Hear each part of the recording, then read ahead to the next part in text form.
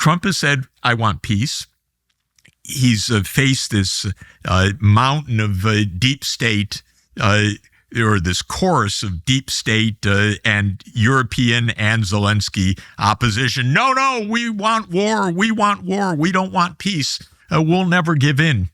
And President Trump has usefully tried to maneuver both sides to the negotiating table.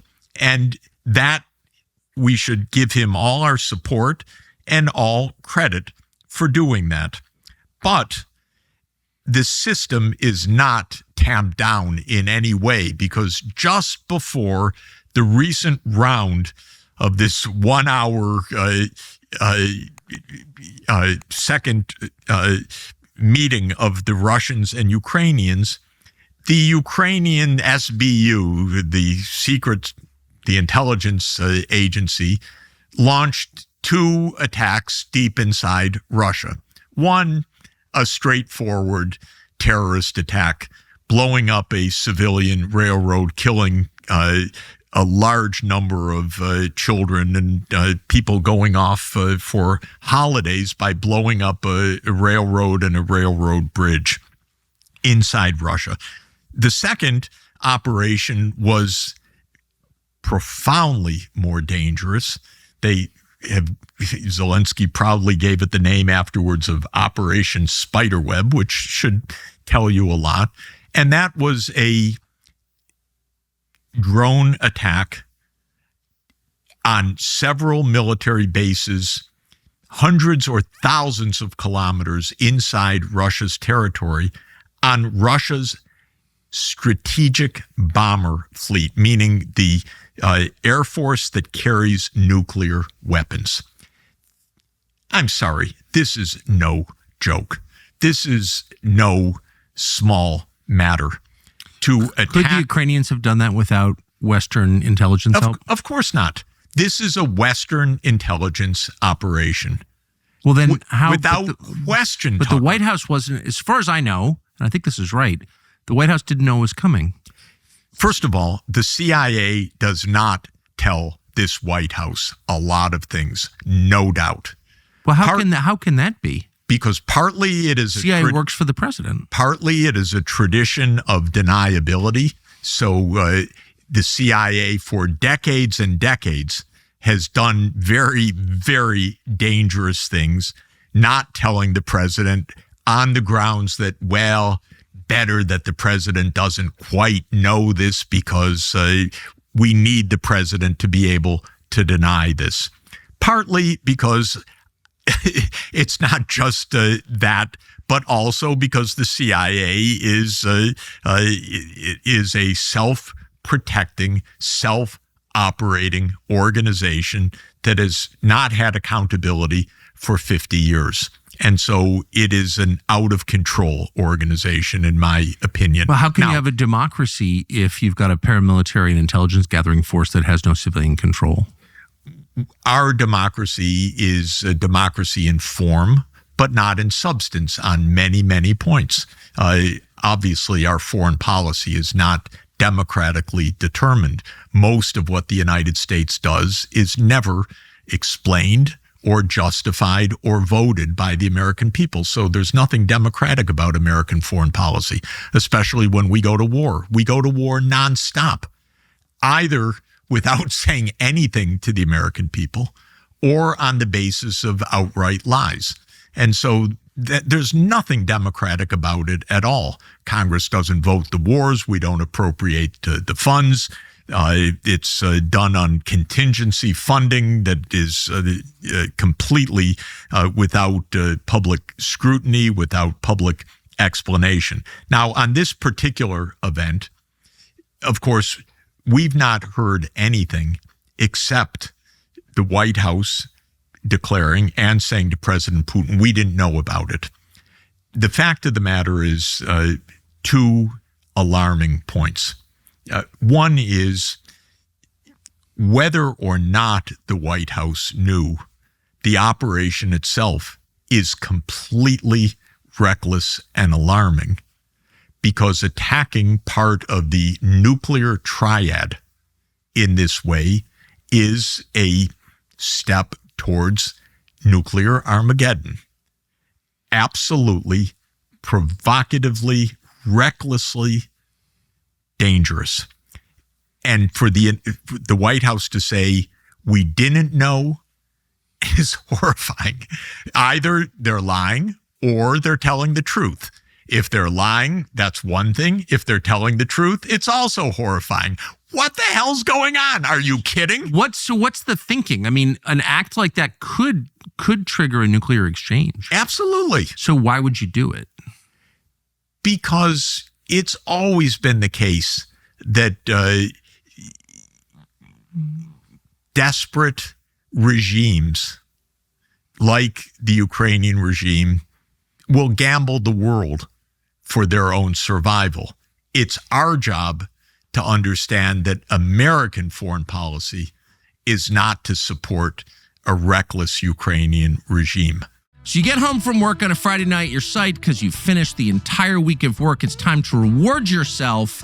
So you go to the snack cabinet, and 10 minutes later, you've consumed an entire bag of chips, your typical American chip brand, and you feel like garbage.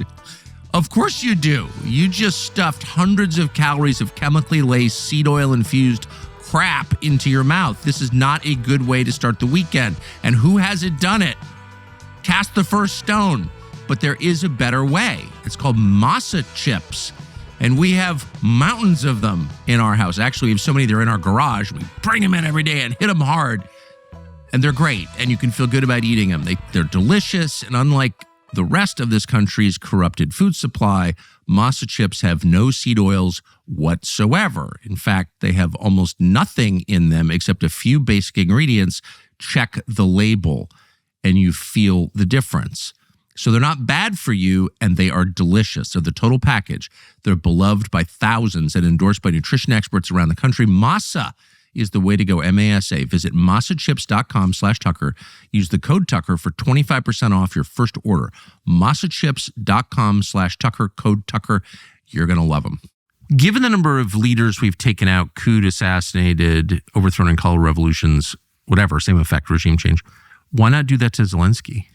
What I believe we should do is very simple, and that is have a direct, clear, unambiguous negotiation with Russia over security issues. And in the end, we can't control Ukraine, but they can't fight without the United States. And because we have operated in this kind of ambiguous zone in the first months of the Trump administration, there is the ever-present effort of the deep state to turn the president. And they know the presidents turn. They know they can do this if they're persistent enough. They know they can keep up these operations. They know, or they think they know, that eventually the combined voices of Lindsey Graham and other warmongers in Congress and the Europeans and Zelensky and pounding this, and the New York Times with its idiotic editorializing and all the rest will tell the president, don't be an appeaser, don't give in, fight Russia. You know how evil they are. And so they believe that they'll ultimately win the fight. President Trump has not put an end to that, I have to say. So, well, that, I mean, and he's obviously. He's not put in, he can't put an end to people saying it, but he does have the constitutional authority to put an end to it from the point of view of the substance of U.S. foreign policy. And that's the difference. What he's wanted to do is to try to bring these groups along. He's tried to say, yeah, we'll push the Russians. He turns every couple of weeks, against Putin in a post and so forth. It's clear what he wants to do, which is to end the war, to extricate the United States from this. But he's trying to have it both ways. My own personal view is you can't. President Trump has to understand, I'm sure he does, how deep the deep state is, how far down this goes, how this is not, by the way, only Biden's losing war. It's also Obama's losing war. It's also Bush Jr. It goes back to Clinton. This is a long story. And Trump is trying to put an end to the story because it's a failure. And he understands it's a complete failure. And he's completely right when he says they don't have we don't have the cards, or Biden didn't have the cards. He didn't know how to do this. Completely correct. But what he can't do is leave everything ambiguous, because the way our system works is that the war machine is revving all the time. All the time. It's a big operation. It's more than $1 trillion a year war machine, after all. If you count everything, probably $1.5 trillion, and that's just the U.S. part of it. Then look at all the military contractors in Europe and all the rest that is faced.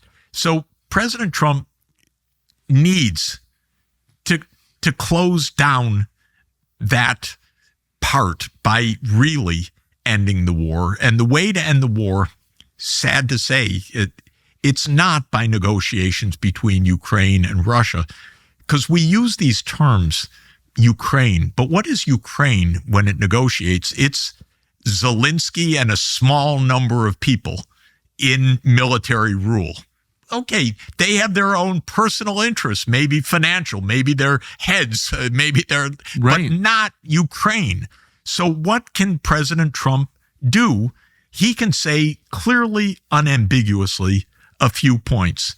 Sit down with President Putin, because these are the two superpowers involved in this war, and say, we absolutely agree NATO will not enlarge, because this is a U.S. military alliance, and we, by treaty, agree that will stop, because that's part of our mutual security arrangement with you.